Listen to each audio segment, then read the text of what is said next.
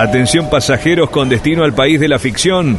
Próximo destino, columna de literatura a cargo de la profesora y licenciada Jorgelina Garrote. Un viaje con vos, de novela.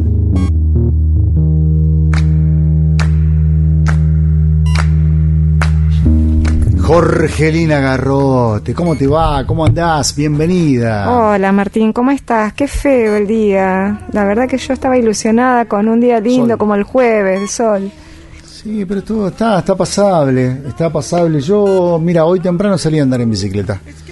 En un blanco que tuve porque le mando un beso grande a mi padre que se quebró la cadera. Se quebró la cadera el hombre. Para quebrarse elige hacerlo bien. Como un profesional, no se va a quebrar un dedo, un codo, un brazo, no, tipo la cadera. Así que se está recuperando. ¿Está en cama o...? Sí, todavía no llegaron los implementos para colocarle, porque hay que operarlo, no hay vuelta a quedarlo. Entonces, viste, estuve mucho tiempo en el sanatorio y hoy me cubrió mi hija Valentina, lo cuidó el abuelo. Y para mí es fundamental el ejercicio porque si no cuido mi salud integral y sobre todo mi salud mental. Así que salí a pedalear, hoy ponele tipo 8:30, 9:15. Y para mí pintaba lindo el día. Sí, es más, yo puse a lavar ropa y todo, y después de golpe se puso feo. Y al mediodía salí con una campera y un pullover y tenía frío. Tenía calor, quiero decir. Es que es difícil saber Ahora tengo qué frío. elegir. Ahora tengo frío porque dejé el pullover en el baúl del auto. Tengo la camperita nomás y... Sí. No, bueno, cuidado de no enfermarse.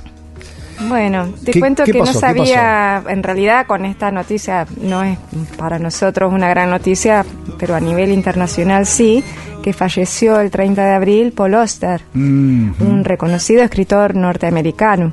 Y yo en realidad no he sido muy lectora de Paul Auster, solamente había leído Cuento de Navidad de Oggy Wren, que una vez creo haberlo comentado hace mucho en relación con la Navidad. Y bueno, me quedé con eso y después digo, ¿qué puedo empezar a leer para hablar para recordarlo sobre todo? Porque sé que hay gente que lo ha leído, lo lee, es un escritor de culto.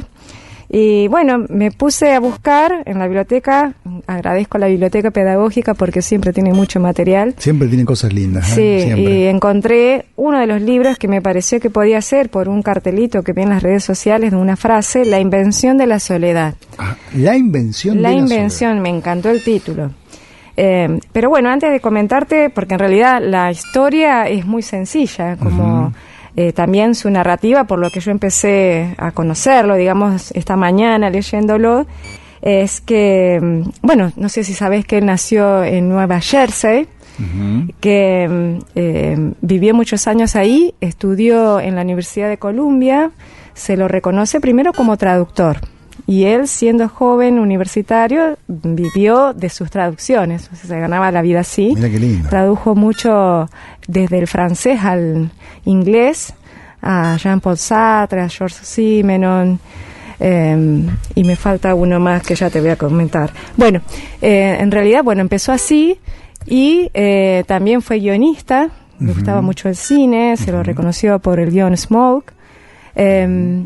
Y bueno, arrancó con la escritura como, podríamos decir, Haruki Murakami, ¿viste? Con esas epifanías en relación con, sobre todo la poesía. Él paseando en una calle en primavera, vio los árboles y le dieron muchas ganas de comprarse un libro, una virome, y en el momento escribió a mano un poema. Él primero y más que nada es poeta y traductor.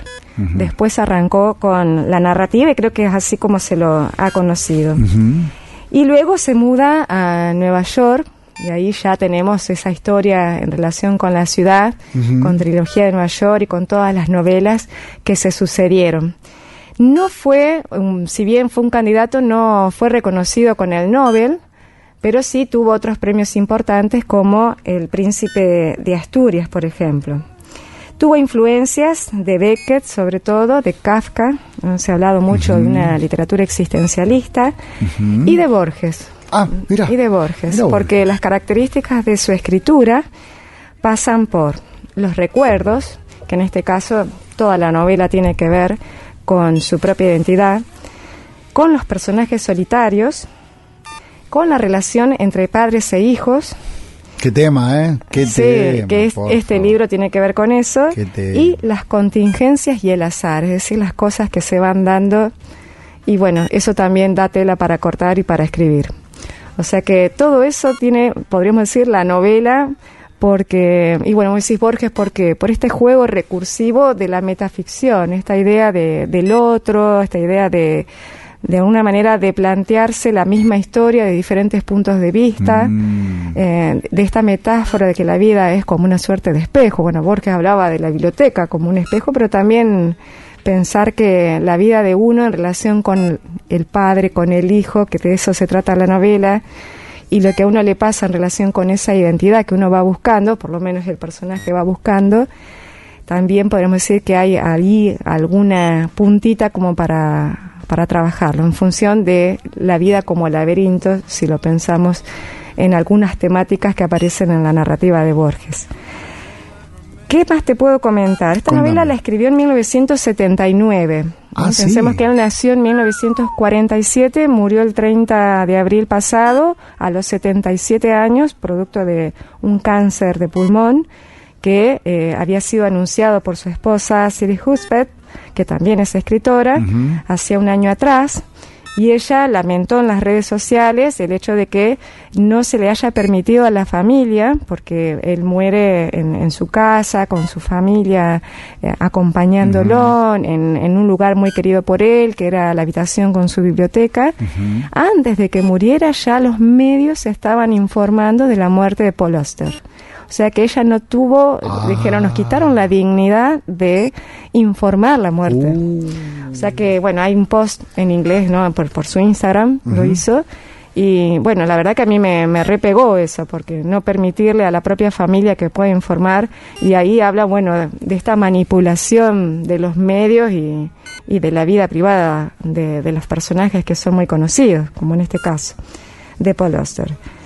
Y en relación con esta novela tiene mucho que ver con su familia, porque en realidad él toma su propia vida como una suerte de memoria subjetiva y también material para escribir. Materia prima. Es la materia prima, es una novela autoficcional, él trabaja mucho la autoficción. Esta novela podríamos decir que es la novela familiar. Le permitió la herencia de su padre poder escribirla, porque le dejó una pequeña herencia más allá de otra vez la familia, ¿no? A través de la familia, aunque es una familia de descendientes judíos y de un negocio, o sea, el padre no era para nada rico, digamos, inmigrante, y bueno, con todo lo que significa hacerse la médica, ¿no? En principios de siglo. Pero bueno, para él fue esa posibilidad de también hacerse esta pregunta acerca de su padre, de todo lo que no sabía su padre por la historia, ¿no? De que era un hombre inescrutable, era un hombre que no daba demasiada información de su vida, es decir, un hombre que se levanta temprano, su hijo está dormido y cuando llegas de noche, o sea, esa fue la infancia que él tuvo en relación con su padre, y luego él se va a la universidad y no tuvo demasiada información, es decir, esa sensación de que hay muchas zonas o huecos que no puede llenar hasta que se dio esta situación intempestiva de que muere teniendo muy buena salud, porque siempre vivió en la misma casa, se separa cuando él se va a la facultad, se divorcia, y esa situación, ese antes y después, el después del divorcio, hace que este hombre no quiera hacer un cambio radical en su vida como lo hicieron sus dos hijos y su misma esposa, que rehizo su ex esposa y rehizo su vida. Cuando él va a la casa, que ya había sido vendida después de mucho insistir, pero la tenía que vaciar, cosa que el padre se muere, digamos, así, y el hijo tiene que viajar y de alguna manera ocuparse de lo que creo que todos hemos pasado, esta situación de encontrarse con las cosas del padre, de aquellas cosas que son íntimas del padre, o esos secretos familiares, porque ni el mismo padre sabía, por ejemplo, qué había pasado con su propio padre, con quien fue el abuelo de Paul Auster. Porque a todo esto, en esta primera parte de la novela, que se llama Retrato de un hombre invisible, lo que cuenta Paul Auster es en primera persona, con los nombres de su padre, de su hijo recién nacido, casi 1 año y medio, tenía un bebé. Es decir, él no tiene problema, no se enmascara en un show con otro nombre. Es decir, él usa, por eso te digo que la autoficción, la autobiografía y la metaficción están presentes en la novela, sobre todo la autoficción en la primera parte, y la metaficción, para que sepa la gente que es metaficción, es la reflexión sobre la propia escritura, porque él lo que hace en esa segunda parte es escribir sobre el mismo libro que está escribiendo, Wow. pero desde una tercera persona. Que eso ya lo había visto en Cuento de Navidad de Oggy Wren, es decir, que aparece él mismo como personaje, como ha hecho Borges también, pero en este caso él no tiene problema en hablar de esos secretos o de cosas en relación con la propia reflexión en el vínculo con su padre. Cuando te decía, él no sabía nada de su abuelo, porque el mismo papá no tenía 3 versiones de su padre, o que había muerto en la guerra, o que se había caído una escalera, o que había tenido, creo que un accidente, no me acuerdo muy bien cuál era la tercera versión, pero él se dio cuenta de que ni siquiera el padre le habían dicho qué le había pasado. Y lo que le había pasado es que lo había matado su madre. No. Según su madre, su esposa, perdón. Se lo había matado, o sea, la abuela de Paul Auster había matado a su abuelo. Y eso se entera Paul Auster, y así, buscando, limpiando la casa, viendo qué regalar, Mirá, qué la quedarse. abuelita picante, la abuela. Esas cosas tremendas, trágicas, que bueno, secretos de familia, fue un crimen encubierto. Cuando él se entera, habían pasado 60 años de esa muerte.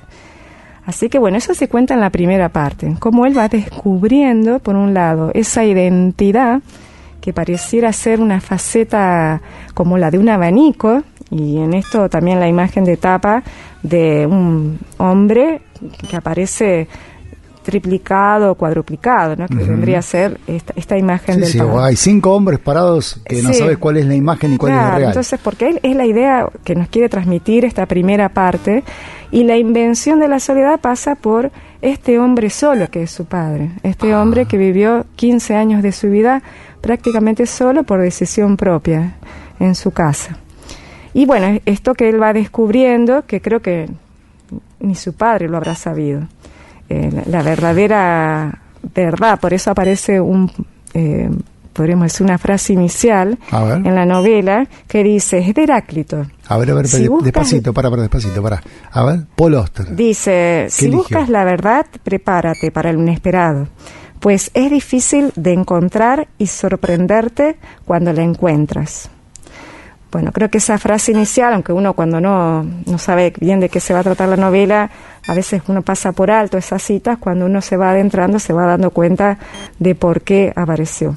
Y la segunda parte es el libro de la memoria, que tiene que ver justamente con esta tercera persona que se desdobla, Auster que se desdobla y habla de este A, aparece la A mayúscula con un puntito, que es este personaje que de alguna manera también está hablando de lo mismo que aparece en la primera parte, pero también a modo de diario, reflexiones en relación de un escritor con su obra.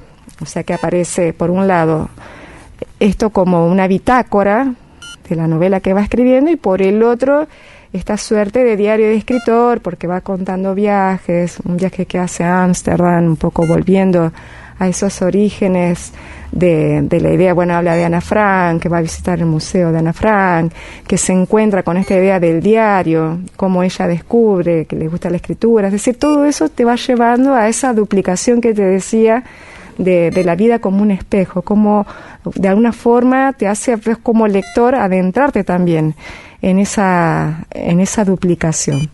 Y él decía que él no tiene problema en hablar de su propia vida, porque cuando la vida se ficcionaliza, ya es ficción. O sea que no tiene problemas. Y quería leer, a ver si puedo... tengo varias cosas acá. Cuando el padre muere, porque creo que acá el tema fuerte es esto de la muerte del padre. Sí, ¿no? Te sigo. Ese cimbronazo cuando no se lo espera. Cuando el padre muere, escribe, el hijo se convierte en su propio padre y en su propio hijo. Mira a su hijo y se ve a sí mismo reflejado en su rostro. Imagina que el niño ve cuando lo mira y se siente como si interpretara el papel de su propio padre. Inexplicablemente, esta idea lo conmueve. no solo por la imagen del niño, ni siquiera por la idea de estar dentro de la piel de su padre, sino porque vislumbra algo en el niño del pasado que se le ha esfumado.